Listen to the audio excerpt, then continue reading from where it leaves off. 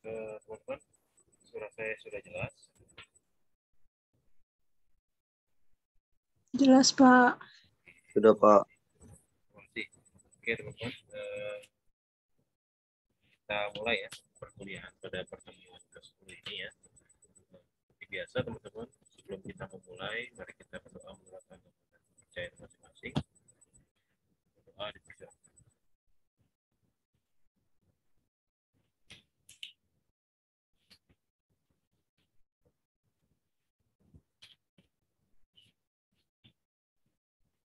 Oke, amin amin ya rabbal alamin. Rabbi sholli sabri wa yassir li amri wa hlul 'uqdatam min lisani yafqahu qawli.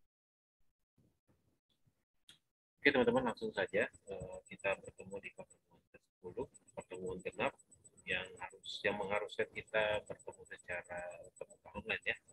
Nah, pertemuan kali ini kita akan membahas terkait dengan legalitas event yang ada pada mata kuliah PR event ya, teman-teman. Jadi legalitas event itu nanti kita akan bahas 3 subpembahasan. Yang pertama itu ada dasar pengetahuan legalitas, yang kedua ada proses pembuatan kontrak, dan yang ketiga adalah perjanjian dengan pihak yang bekerja sama. Nah, ini kita akan bahas satu persatu. Oke. Yang pertama adalah dasar pengetahuan legalitas. Setiap event tentunya akan melibatkan beberapa pihak, di mana akan ada kerjasama yang memerlukan tanggung jawab guna terselenggaranya event dengan baik. Bukan termasuk tidak percaya pada mitra atau agen, namun semuanya harus dilakukan dengan tanggung jawab melalui perjanjian hitam di atas putih. Dalam hal ini disebut sebagai legalitas event, atau secara bahasa sehari-hari kita biasa menyebutnya sebagai kontrak ya, teman-teman.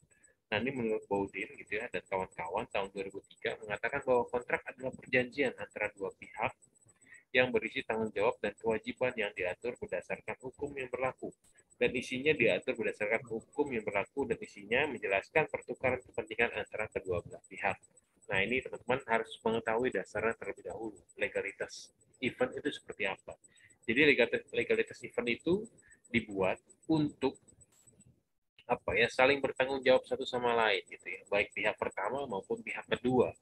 Artinya dalam legalitas ini ada perjanjian gitu ya antara dua belah pihak yang diatur dalam suatu berdasarkan hukum gitu ya, dan menjelaskan kepentingan gitu ya antara kedua belah pihak gitu ya, baik pihak pertama maupun pihak kedua. Itu dasarnya teman-teman yang harus teman-teman ketahui. Masih berdasarkan dasar pengetahuan legalitas, teman-teman. Jadi ada beberapa hal yang harus diketahui gitu ya tentang kontrak kerjasama sebagai berikut ya. Yang pertama adalah terdiri dari pihak penyelenggara dan pihak yang mendukung terselenggaranya event. Nah, ini bisa disebut biasanya kalau dalam perjanjian atau kontrak itu ada pihak pertama dan pihak kedua. Pihak pertama itu apa? Pihak pertama adalah penyelenggara biasanya ya, dan pihak kedua adalah pihak yang mendukung terselenggaranya event. Gitu ya. Itu vendor biasanya berisi di sana, vendor-vendor atau stakeholder yang lain gitu ya. Nah, selanjutnya adalah dituangkan dalam perjanjian tertulis gitu ya. Tadi dasarnya juga kan ada dijelaskan bahwa perjanjian ini di atas hitam di atas putih gitu ya. Artinya ada perjanjian yang harus disepakati bersama. Yang ketiga, disampaikan dengan kalimat yang singkat dan jelas. Nah, ini biasanya memang diisi pada kontrak gitu ya. Itu harus diisi dengan kalimat yang singkat dan jelas, ya tidak menambah-nambahkan atau dalam artian ya harus sesuai dengan poin-poinnya seperti itu. Yang keempat adalah di dalamnya ada peran masing-masing pihak gitu ya. Tadi karena ada kedua belah pihak ya, pihak pertama dan pihak kedua, atau pihak penyelenggara dan pihak pendukung gitu ya terselenggaranya event, maka ada poin-poin yang memang di dalamnya ada peran masing-masing pihak gitu ya. Nah, yang kelima adalah tercantum jumlah uang. Nah, ini bisa misalkan teman-teman berkaitan dengan suatu kegiatan ya. Setiap event pasti ada nilainya, ada nominalnya gitu ya. Maka di sini di kontrak itu harus dijelaskan secara detail. Tujuannya untuk apa? Agar tidak terjadi kesinambungan atau tidak terjadi rancu di dalam keuangan segala macamnya. Yang keenam, menjelaskan dengan detail mengenai produk atau jasa. Nah, ini biasanya kita juga sebagai penyelenggara event, kita juga harus menjelaskan secara detail produk yang kita tawarkan atau jasa yang kita tawarkan, sehingga kontrak kerjasama kita dapat berjalan dengan lancar gitu ya. Jadi si pihak kedua dapat menjelaskan mengenai produk atau jasa yang kita perjualkan, misalkan seperti itu, atau produk dan jasa yang kita adakan eventnya seperti itu. Yang ketujuh, menjelaskan keuntungan yang didapat dari para pihak gitu ya. Pihak pertama mendapatkan apa dan pihak kedua dan mendapatkan apa keuntungannya gitu ya. Yang kedelapan, menjelaskan risiko yang ditanggung oleh para pihak. Nah, gitu ya. Jadi setiap event pasti ada risikonya gitu ya. Jadi makanya pihak pertama ataupun pihak kedua harus saling menjelaskan risiko yang ditanggung gitu ya. Ketika kita mengadakan event A, maka apa risikonya gitu. Maka harus dijelaskan dalam kontrak tersebut. Begitupun dengan pihak kedua. Pihak kedua pun akan biasanya akan negosiasi dengan pihak pertama. Kalau misalkan kita mengadakan event A, maka nanti mungkin resiko yang terjadi adalah seperti ini gitu. Maka harus ditulis resiko-resiko yang terjadi nantinya pada event tersebut. Yang kesembilan adalah mencantumkan hak dan kewajiban. Biasanya ya, ada hak dan kewajiban. Hak apa yang diterima oleh penyelenggara, apa kewajibannya. Begitupun dengan pihak kedua. Yang ke-10 terakhir biasanya ada penandatanganan gitu ya antara kedua belah pihak. Setiap perjanjian pasti ada penandatanganan. Ini penandatanganan terjadi apabila semua pihak sepakat gitu ya dengan kontrak yang dikerjasamakan. Gitu. Pengetahuan tentang legalitas. Ini masih sekarang adalah tentang proses pembuatan kontrak. Proses pembuatan kontrak itu ada apa aja? Biasanya yang pertama adalah penentuan tujuan. Ya. Tujuan dari pihak A atau pihak pertama mengadakan event tersebut apa? Itu penentuan tujuan. Biasanya ada di awal. Nah, selanjutnya, ketika pihak A atau pihak pertama sudah menentukan tujuan, maka akan dinegosiasikan. Gitu. Jadi pihak kedua nih biasanya ketika kita mau mengadakan event ini nih, apa yang kira-kira bagus, nah jelaskan oleh pihak kedua, jadi seperti ini loh, seperti ini. Nah jadinya negonya seperti apa gitu ya, mau acaranya seperti apa dan segala macam gitu ya, negosiasi harga dan segala macam itu ada namanya negosiasi. Nah selanjutnya adalah tahap penerimaan awal. Ketika tujuan sudah ditetapkan, negosiasi sudah deal, maka ada tahap penerimaan awal misalnya. Oh ya udah, oke kita pakai ini aja gitu ya. Jadi lanjut ke proses selanjutnya adalah kondisi perjanjian. Nah, ketika kondisi perjanjian ini seperti apa gitu ya. Nah, selanjutnya yang terakhir biasanya dalam kontrak atau perjanjian ada penandatanganan. Ketika semuanya sudah disetujui, sudah disepakati, maka ada penandatanganan. Nah, ini proses pembuatan kontrak ya, sama ya. Prosesnya ada penentuan tujuan atau intention gitu ya, negotiation, initial acceptance gitu ya, dan segala macam, dan terakhir adalah signing atau tanda tangan. Itu proses pembuatan kontrak. Selanjutnya, perjanjian dengan pihak kerjasama. Perjanjian dengan pihak bekerjasama. Jadi ada beberapa kontrak yang harus teman-teman ketahui ya, ketika teman-teman mengadakan sebuah event secara PR. Ya. Nah, pihak-pihak yang bekerjasama dalam penyelenggaraan event tentunya berbeda-beda. Untuk bahasannya selanjutnya, pihak penyelenggara event atau pihak pertama ini ya, akan bahas untuk masing-masing pihak yang akan bekerjasama dengan pihak penyelenggara event. Ya, diantaranya sini ada kontrak dengan entertainment, kontrak dengan venue, kontrak dengan sponsor, kontrak dengan media, dan terakhir adalah kontrak dengan asuransi jika diperlukan, gitu ya. Kalau misalkan kontrak asuransi ini, misalkan kita sebagai PR atau penyelenggara event tidak mau ada resiko yang terjadi, maka kita harus menggunakan kontrak asuransi. Kontrak asuransi ini apa nanti isinya kita akan bahas. Yang pertama adalah perjanjian dengan pihak yang bekerjasama dengan kontrak dengan entertainment. Ya, entertainment biasanya berisi dengan hiburan-hiburan dan segala macamnya, pengisi acaranya siapa dan segala macamnya. Nah, ini ada beberapa spesifikasi ya, teman-teman, yang harus kita ketahui, bahwa yang pertama itu ada spesifikasi teknik. Apa aja? Biasanya meliputi sound gitu ya. Ini perlengkapan biasanya, ada mic, panggung, lighting dan segala macamnya. Nah, ini harus dijelaskan di dalam kontrak seperti apa spesifikasinya. Sound yang dimaksud maksudnya sound yang maunya sound yang seperti apa gitu. Tentu kita harus memiliki spesifikasi teknik yang bagus ya gitu ya. Untuk apa fungsinya? Ya fungsinya untuk tujuan seorang PR itu apa? Membangun image, membangun reputasi dan mutual understanding. Nah, itu. Terus selanjutnya adalah spesifikasi hospitality. Nah, biasanya di sini meliputi makanan, minuman, gitu ya, akomodasi, dan transportasi biasanya ya. Nah, selanjutnya adalah spesifikasi venue. Nah, ini juga venue juga harus dijelaskan spesifikasinya seperti apa gitu ya. Tempat pelaksanaannya seperti apa yang kita harus mau. Itu harus dituliskan pada kontrak gitu ya. Dan termasuk pada ketika terjadi hal-hal yang tidak diinginkan atau force majeure gitu ya. Jadi ketika memang terjadi bencana, apa yang harus dilakukan nih gitu kan, spesifikasi seperti apa gitu ya. Maka di sini di kontrak harus dijelaskan. Yang selanjutnya adalah spesifikasi appearance gitu ya, mengenai tuntunan penampilan dari pihak penyelenggara hiburan. Nah, seperti apa nih spesifikasinya gitu ya dari si pengisi acara dan segala macam. Itu harus dijelaskan pada kontrak planning. Misalkan kita mengadakan event secara keagamaan, berarti spesifikasi appearance-nya gitu ya, penampilannya harus seperti apa. Masa iya dalam acara keagamaan terus pengisi acaranya memakai baju yang tidak senonoh, kan tidak mungkin. Maka di sini harus diatur teman-teman kontraknya seperti apa. Nah, selanjutnya adalah kontrak dengan venue. Nah, ini ada beberapa yang perlu kita ketahui juga spesifikasinya. Yang pertama adalah spesifikasi pembayaran. Nah, ini biasanya ada gitu ya di dalam kontrak. Nah, meliputi termin pembayaran. Nah, termin pembayaran itu adalah waktunya gitu ya, dari mulai awal acara sampai akhir acara itu seperti apa ya, dan bagaimana proses pembayarannya. Nah, proses pembayaran juga dijelaskan, bisa melalui transfer kah atau bisa melalui cash dan segala macamnya. Hal ini termasuk dalam deposit dan pengembaliannya ya. Jadi biasanya kalau misalkan event itu memang ada yang namanya deposit, artinya kita menaruh uang dulu gitu ya. Nanti setelah acara berlangsung ada misalkan kekurangan atau kelebihan yang dijelaskan, misalkan kekurangan sekian, maka dimintakan gitu ya. Kalau misalkan lebih ya berarti harus dibalikan atau pengembaliannya gitu ya.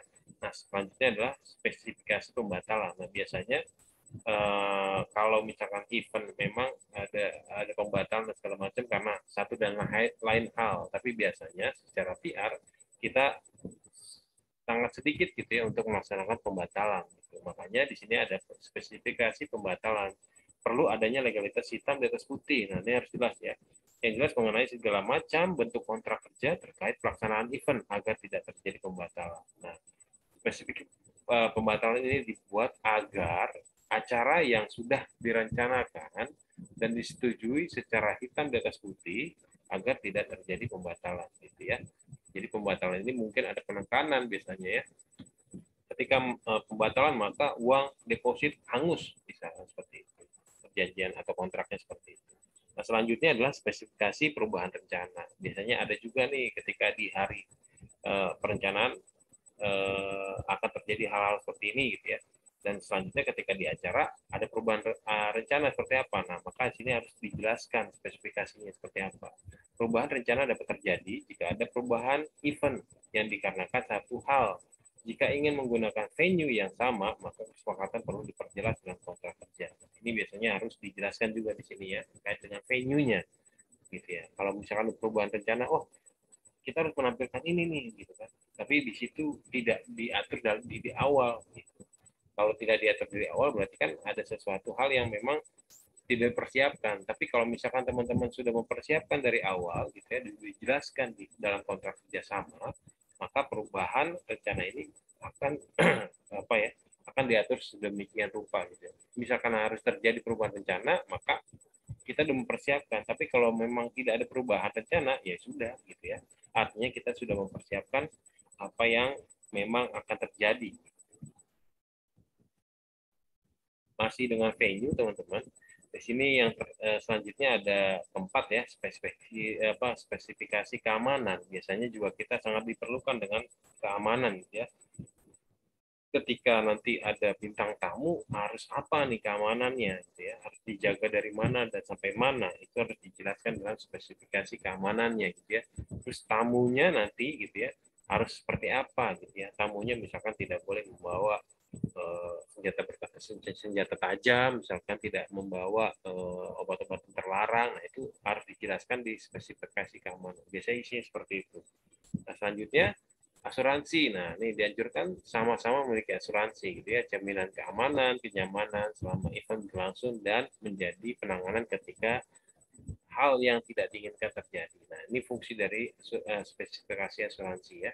Jadi tidak apa ya, ketika memang terjadi satu hal yang tidak diinginkan, maka kita sudah di backup dengan asuransi ini. Jadi kita tenang lah, seperti itu.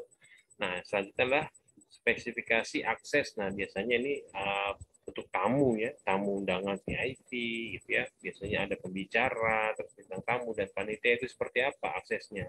Nah, ini kalau misalkan seperti ini harus dijelaskan gitu dalam kontrak. Nanti ketika tamu VIP datang, apa nih aksesnya gitu, atau apa tandanya tamu VIP itu datang misalkan. Dan bagaimana aksesnya? Nah, ini aksesnya biasanya langsung diarahkan gitu kan. Diarahkan ke bangku tamu khusus VIP dan segala macam. Nah, bintang tamunya nanti misalkan seperti apa, atau pembicaraan seperti apa. Nah, ini sama halnya gitu ya. Itu terkait dengan venue. Nah, ini masih juga dengan venue. Nah, selanjutnya adalah pengurangan dan penambahan. Nah, ini maksudnya ketika terjadi kemungkinan pengurangan atau penambahan di tengah acara, maka hal ini harus dijaga dengan klausul di dalam sebuah kontrak kerja. Nah, tadi seperti yang saya sudah jelaskan tadi ya, ketika ada pengurangan atau penambahan, maka seperti apa gitu. Ketika ada pengurangan, misalkan dari segi dana, ya berarti kita harus membayar kekurangannya itu. Kalau misalkan penambahan gitu ya, ketika kita mau menambahkan acara atau segala macamnya gitu ya, nah itu harus seperti apa, nah ini harus dibuat dalam kontrak kerja. Selanjutnya adalah mandatory, merupakan hal yang sudah menjadi ketentuan dari sebuah apa namanya, yang tidak bisa dirubah, intinya seperti itu, seperti halnya warna korporat, warna logo dan identitas lainnya. Ini tujuannya untuk apa? Tujuannya untuk tidak merubah apa yang sudah ditetapkan oleh perusahaan. Misalkan ketika kita mengadakan suatu event, kita tentunya akan memasang bendera perusahaan kita gitu ya. Jadi kalau misalkan kita bekerja sama dengan venue, maka venue harus mempersiapkan bendera kita sesuai dengan ketentuan yang sudah berlaku pada perusahaan kita. Misal dari warnanya, ya warnanya harus warna ini, nggak boleh warna yang lain. Gitu ya. Gimana cara kita bisa menentukan atau bisa apa namanya menggunakan bendera yang sama gitu ya? Kita bisa minta langsung kepada panitia pelaksananya, gitu ya. Misalkan kalau kita sebagai apa namanya, sebagai pihak kedua, atau misalkan kalau misalkan kita bekerja dengan venue, berarti kita harus memberikan bendera kita kepada si pihak keduanya gitu ya. Jadi biar tidak terjadi perubahan logo dan segala macamnya gitu ya. Nah, itu terkait dengan venue. Nah, selanjutnya adalah terkait dengan sponsor. Nah, biasanya setiap event itu ada sponsornya. Nah, sama seperti halnya, seperti tadi ya, tadi pada venue, mandatorinya seperti apa? Nah, ini warna logo dan segala macamnya ini harus disesuaikan, gitu ya, dan harus tercantum dalam klausul atau kontrak kerja, gitu ya. Nah, spesifikasi barang dan jasanya seperti apa? Merupakan hal-hal apa saja yang diberikan oleh pihak sponsor, gitu ya, terkait yang perlu dicantumkan pada klausul kontrak kerja. Nah, ini harus dijelaskan juga barang dan jasanya seperti apa, gitu ya. Spesifikasi pembayaran juga seperti apa. Nanti ketika sponsor masuk harus bayar seperti apa. Atau misalkan sponsor mau masuk, nah ini masuknya ke mana gitu, jenjang yang mana nanti kan jelas. Oke, nih bentuk kerjasama. Nah biasanya sponsor terdapat tingkatan. Nah ada tingkatan nih, misalkan sponsor utama dia disebutkan berapa kali, misalkan sama MC. Misalkan biasanya ada ya sponsor itu disebutkan di pertama pertengahan dan akhir, biasanya seperti itu. Nah itu seperti apa jenisnya, dia masuk ke jenis apa gitu. Kalau misalkan di jenis di tingkatan atau misalkan dia berada di sponsor utama, ya berarti kita harus memasang bendera dia, atau apa namanya, si sponsornya ini harus di apa namanya, di paling besar lah gitu intinya seperti itu. Atau misalkan ditaruh di tempat-tempat yang memang banyak didatangi banyak para tamu gitu, sehingga barangnya atau sponsornya ini bisa dilihat oleh semua orang gitu. Atau misalkan dari MC tadi yang disebutkan tadi ya, disebutkan berapa kali dan segala macamnya. Nah itu harus dijelaskan dalam kontrak kerja. Nah periode kerja tim event dengan pihak sponsor haruslah jelas gitu ya. Misalkan kita mengadakan event 1 hari, ya maka kita harus buat waktunya, periodenya gitu ya, jam kerjanya gitu ya. Kalau misalkan dari pagi sampai siang ya udah berarti sponsor itu berlaku dari satu hari itu saja gitu. Tapi kalau misalkan memang untuk mengadakan suatu event biasanya ya, oke saya akan masukkan sponsor saya, tapi saya mau gitu misalkan dari pihak sponsor, saya mau ini diiklankan selama seminggu. Nah itu harus dijelaskan gimana. Kalau memang deal ya silakan dilaksanakan, tapi kalau memang tidak deal dinegosiasi lagi. Oh nih kita ekspektasinya 3 hari saja Pak. Nah, selanjutnya adalah benefit. Nah, dalam hal ini merupakan apa saja yang menjadi hal dan kewajiban yang perlu dicantumkan dalam klausul pada sebuah kontrak kerja. Hal ini termasuk benefit apa saja yang diterima oleh pihak sponsor dari pihak penyelenggara. Nah, biasanya ada timbal balik ya, ketika sponsor masuk nggak semerta-merta mereka memasukkan saja gitu ya, tapi ada biasanya ada apa ya timbal baliknya, mereka ingin ya udah kalau memang saya boleh masuk sponsor saya berarti saya harus atau penyelenggara harus bisa memasarkan produk saya gitu dengan menyediakan misalkan venue-nya dengan tempat-tempat yang memang harus disiapkan untuk sponsor ini gitu ya. Fungsinya untuk mereka misalkan untuk berjualan ya berarti harus kita tempatkan untuk berjualan. Benefit apa yang mereka dapat misalkan oh nanti kita mengundang para mahasiswa nih, mengundang para dosen gitu ya, mungkin nanti dari sekian banyak peserta bisa membeli produk-produk dari sponsor yang kita terima seperti itu terkait dengan kontrak sponsor. Nah selanjutnya adalah kontrak dengan media atau media relation. Biasanya seperti apa? Nah, ini spesifikasi area pada sebuah event merupakan area yang perlu disiapkan khusus untuk pihak-pihak terkait, misalnya penyedia area untuk awak media. Biasanya ada ya, biasanya misalkan konferensi pers harus seperti apa awak medianya gitu ya. Misalkan mereka ditaruh di depan, di areanya misalkan tersendiri, ada tempat khusus untuk awak media dan segala macamnya. Nah, lanjut adalah spesifikasi garansi penayangan. Nah, terkait dengan liputan dan publikasi di media merupakan hal yang harus diperhatikan dan harus detail pula mengenai frekuensi penayangan ulang tersebut. Misalkan gitu ya, kalau misalkan kita sebagai penyelenggara event gitu ya, media yang kita undang, kita mau acara kita nanti diulang di next harinya gitu. Misalkan acara ulang tahun apa gitu, misalkan acara ulang tahun misalkan dari bank misalkan di hari itu ditayangkan dan kita minta juga misalkan di hari ketiga kita harus ada juga penayangan tersebut, maka ditulislah perjanjian di situ ketika nanti ditayangkan berapa yang harus kita keluarkan gitu dan segala macamnya itu harus dijelaskan pada klausul atau pada perjanjian kerja.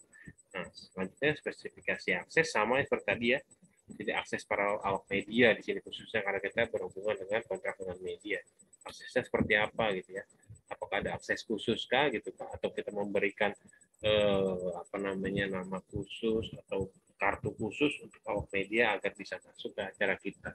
Nah ini harus dijelaskan di kontrak kerja. Nah, merchandising, kontrak yang berisi klausul-klausul atas siapa yang memiliki hak cipta, hak kepemilikan dan penjualan dari produk aslinya seperti itu.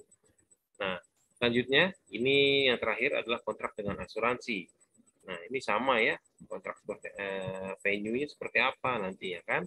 Tentu spesifikasi klaimnya seperti apa. Nah, ini juga harus dijelaskan dalam klausul resiko dan penerimaan resikonya seperti apa. Terus spesifikasi barangnya seperti apa.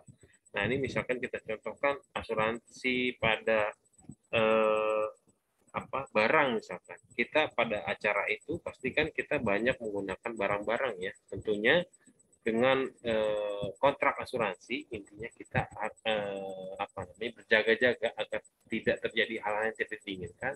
Ketika memang terjadi hal-hal yang tidak diinginkan itu terjadi, maka kita terbackup dengan asuransi. Artinya kita lebih tenang, kan seperti itu ya. Jadi kalau memang teman-teman nantinya sebagai PR suatu event gitu ya, maka teman-teman bisa menyentuhkan ini. Ini kalau nggak pede, bukan nggak pede sih. Memang di setiap event itu ada yang namanya dengan kontrak dengan asuransi. Artinya apa? Kita berjaga-jaga agar tidak terjadi hal-hal yang tidak diinginkan. Gitu ya.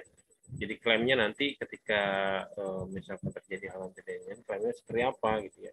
Terus ketika venue-nya nanti ketika memang venue-nya sudah dibuat terus tiba-tiba terjadi gempa bumi misalkan terus roboh, nah ini seperti apa nanti klaimnya gitu ya atau spesifikasinya dan segala macamnya. Nah itu teman-teman terkait dengan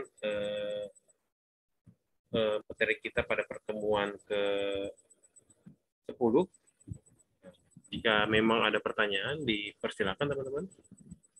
Atau mau diskusi, silakan.